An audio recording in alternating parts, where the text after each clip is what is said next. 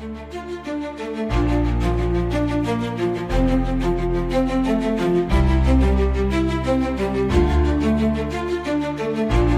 ชาชนละเมิดสำใดได้เข้าคุกหมดแล้วระดับ10 ล้านขึ้นเมื่อนี่5 ล้านขึ้นเมื่อก็ทึกจับเข้าคุกแต่อันพนักงานเท่านี้ตั้งเป็นตื้อ2 ตื้อบ่ได้เข้าข้าพเจ้าสุสีคำบุญมิสัยสมาชิกสภาแห่งชาติเขตเลือกตั้งที่8แขวงหัวพันอยากขอมีคำเห็นแลกเปลี่ยนเกี่ยวกับบทรายงานการกวดกาก็คือการตรวจสอบแห่งรัฐบนพื้นฐานก็เห็นดีเป็นเอกภาพตามบรรดาท่านสมาชิกสภาแห่งชาติที่ได้ประกอบความเห็นมานั้นแล้วก็เอกภาพเป็นอย่างสูงต่อกับบทรายงานขององค์การกวดกาและองค์การตรวจสอบแห่งรัฐฉะนั้นมาเบิ่งแล้วก็แสดงความสมเสย2 องค์การดังกล่าวนั้นที่ว่าได้เอาใจใส่จัดตั้งปฏิบัติภารบทบาท10 นาทีของตัวเองแสดงออกพ้นของการกวดกาก็คือการตรวจสอบเป็นมูลค่าหลายพอสมควรอันนี้มันแสดงถึง2 องค์การนี้ได้เอาใจใส่จัดตั้งปฏิบัติแต่ว่าส่วนตัวเลขต่างๆข้าพเจ้าก็สิบ่มีปัญหาหยังเป็นเห็นดีเป็นเอกภาพ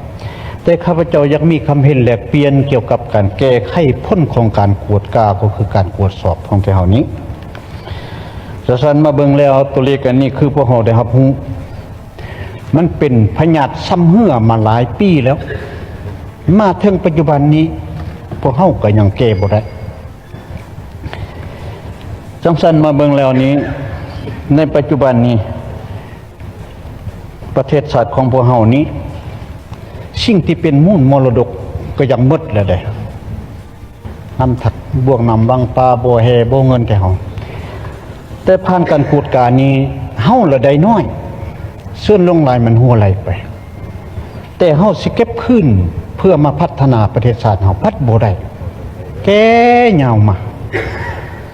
จังซั่นถ้าว่าพวกเฮาหักยังเฮ็ดมีการยกยานขึ้นอันนี้นี่จะยุ่งยากในประเทศเฮานี่หมดอันบ่มีอันค่ายเลยได้ปัจจุบันนี้หมดเลยได้ดังหมดแล้วจังสันทัศนะของเฮานี้ในระยะผ่านมานี้ที่เฮายังว่าอันที่1เฮาว่าพนักงานประชาชนเฮานี่ความเข้าใจต่อกฎหมายนี่บ่ลึกซึ้งถ้าเฮาจะลงโทษตามกฎหมายแท้นี้คือสิบ่ได้อันที่2นี้กวดพบพนักงานลักแรงพนักงานการนำแต่เฮานี่ว่าสิเฮ็ดแท้ประสลายพนักงานจงไว้มันละเป็นอันนี้บรรดาท่านจังสันข้าพเจ้าเห็นควรว่าถ้าว่าพวกเฮาจักพัฒนาประเทศชาติพวกเฮานี่เดี๋ยวนี้นี่ประชาชนนี่ก็แม่นประชาชนเฮาว่าเรื่องการโฆษณาเผยแพร่กฎหมายเฮานี่โปรดทั่วถึงบ่ลึกซึ้งบ่ฮอดห้วยลึกผู้สูงบ่ฮอดเขตผู้ด้อยแม่แต่ประชาชนนี่บ่ได้ละเมิดหลายเด้ประชาชนละเมิดสำใดได้เข้าคุกหมดแล้วระดับ10 ล้านขึ้นเมื่อนี่5 ล้านขึ้นเมื่อก็ทึกจับเข้าคุกแต่อันพนักงานเท่านี้ตั้งเป็นตื้อ2 ตื้อบ่ได้เข้ามันเลยเป็นอย่างนั้นอันนี้แม่นพวกเฮาจะลองตีราคากันเบิ่งสภาพพวกเฮานี่ก็หลายสมัยแล้วสมัยที่เก่าเลยเด้องค์การบริหารรัฐก็จักกี่สมัยนะมันยังจักสมัยเฮาจึงสิเฮ็ดได้คือแนวนี้นี่จังซั่นทัดข้าพเจ้านี้จังว่าเฮาพร้อมกันเด็ดขาดตามกฎหมายซะเด็ดขาดซะมันจึงเฮ็ดให้ประเทศชาติเฮานี่มาเทียบเชิงแบบปัญหามูลค่าที่เฮากวดพบเห็นนี่ถ้าเฮาเก็บได้นี่ถนนหนทางเฮาก็สิมีเงินแปลงได้บรรดาท่านเฮาเว้าเรื่องปัญหาเรื่องท่องเที่ยวเฮานี่เป็นเรื่องสำคัญเป็นพื้นฐานการเก็บรายรับของเฮานี่ก็เว้าละบ่มีอันพัฒนาตัวอย่างคือแขวงหัวพันในสงวนนั้นว่าหินตั้งผู้กูเพื่อเป็นเรื่องท่องเที่ยวเดี๋ยวนี้บ่ได้มีทุนพัฒนาเม็ดแล้วหินตั้งถ้ามีทุนก็จักสิพัฒนาหยังมันบ่มีอันเดเบิ่งแล้วปัญหาสำคัญจังซั่นทัศนะของข้าพเจ้านี้อยากว่าเฮ็ดในใดก็เฮ็ดเฮาพร้อมกันปฏิบัติตามกฎหมายซะแต่แม่นพนักงานคันใดก็อย่าถ้าผิดตามกฎหมายก็มันปฏิบัติตามกฎหมาย กวดพบแล้วและอันนั้นหนึ่งอันที่สองมาเขาจะว่ายักโม่ให้องค์การบริหารรัฐกับอง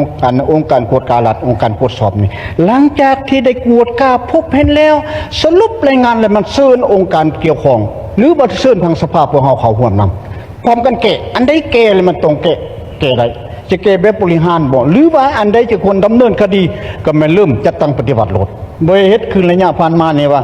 แม่นแล้วองค์การกวดการรัฐองค์การตรวจสอบบ่แม่นองค์การแก้ไขแม่นองค์การกวดก้าเพื่อให้มันเห็น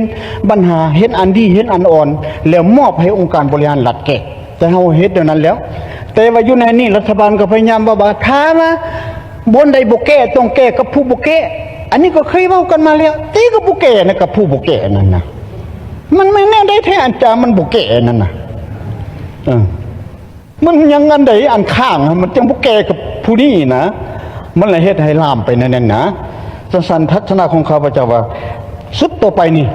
เฮาเริ่มเฮ็ดกวดสอบเห็นแล้วมันจัดกองประชุมร่วมกันโลดมอบให้องค์การบริหารรัฐนั่นถามว่าผู้ใดบ่แก้ก็ต้องเฮ็ดตามกฎหมายแท้ๆนะอันนี้มันทัศนะของข้าพเจ้านี่อยากมีคำเห็นแนวนั้นแหละส่วนปัญหาอื่นนี่ก็เห็นดีเป็นเอกภาพสันข้าพเจ้านี้อยากขอมีคำเห็นแลกเปลี่ยนแนวนั้นขอขอบใจท่านประธาน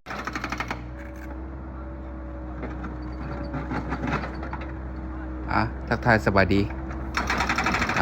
ลุ้นบริการรถจกรถแยกเนาะรับใส่ลูกค้าโครงการสร้างทางรถเมล์ BRT เนาะจุดนี้มันจุดอยู่หน้าน้ำพุเนาะน้ำพุแถวนี้มันทางเฮาได้แยกออกเบิดเนาะแยกออกเพราะว่ามันเป็นทางแคบหลายหากก็สร้างสำเร็จแล้วก็บ่ทันได้ใช้งานซ้ำได้ใส่รถจกมาแยกเนาะเขตนาวัดองค์ตื้อกับอันเขตน้ำพุเนาะได้แยกออกเดี๋ยวนี้มันเป็น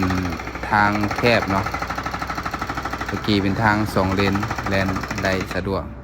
เดี๋ยวนี้ทางแคบหลายเนาะมันก็เลยมองเห็นปัญหาตัวนี้